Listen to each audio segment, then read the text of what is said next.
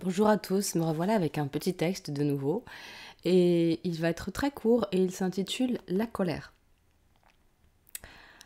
Évidemment, juste quelques mots avant de commencer, ce qui me vient c'est respecter votre besoin d'expérimenter les choses. Ne gobez pas les choses.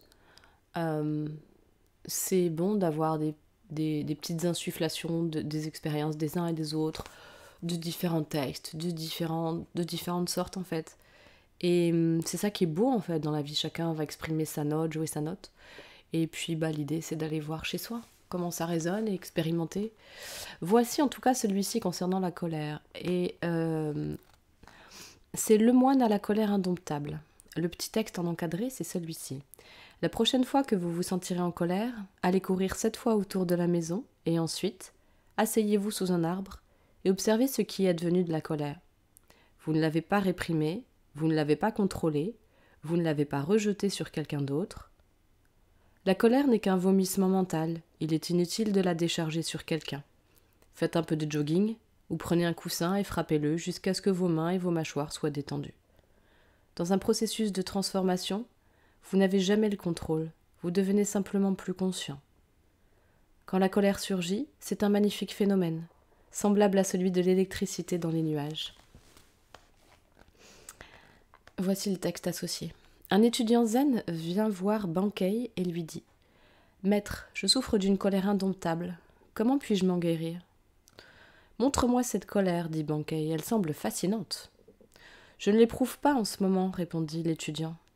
Aussi, je ne peux pas te la montrer. »« Eh bien alors, continua Bankei, apporte-la-moi quand tu l'auras. »« Mais je ne peux pas te l'apporter juste au moment où elle survient, protesta l'étudiant.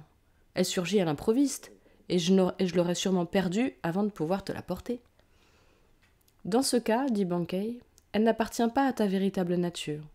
Si c'était le cas, tu pourrais me la montrer à tout moment. Comme tu ne l'avais pas à ta naissance, elle a dû venir de l'extérieur. Je suggère que chaque fois qu'elle t'arrive, tu te frappes avec un bâton jusqu'à ce que la colère ne le supporte plus et s'enfuit. C'est bien ça, tu te frappes avec un bâton. Lorsque vous êtes en colère, si vous devenez soudainement conscient, celle-ci disparaît. Essayez. Au beau milieu d'une colère, lorsque vous êtes au plus chaud et pourriez tuer, prenez-en soudain conscience et vous sentirez que quelque chose se transforme, comme un changement de vitesse intérieure. Vous en sentez le déclic. Votre intériorité s'est relâchée. L'apparence extérieure prendra plus de temps à se détendre, mais à l'intérieur, c'est déjà fait. La coopération entre les deux a cessé. À présent, vous n'êtes plus identifié. Le corps prendra un peu plus de temps pour s'apaiser, mais en vous, profondément, tout est calme.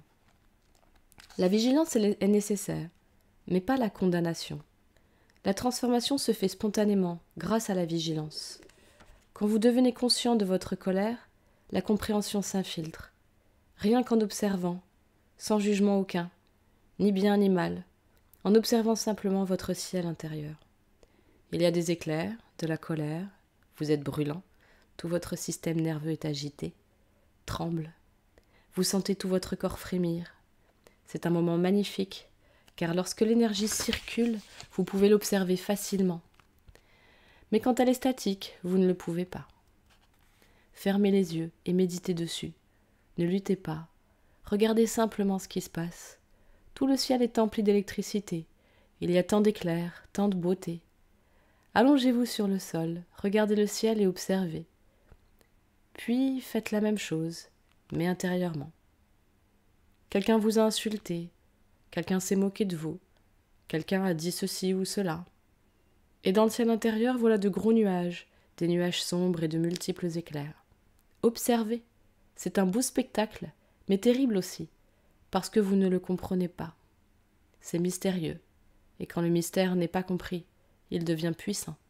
Vous en avez peur. Mais à chaque fois qu'un mystère est décodé, il se transforme en grâce, en cadeau, car maintenant vous en avez les clés. Et avec les clés, vous êtes le maître. À bientôt. Salut.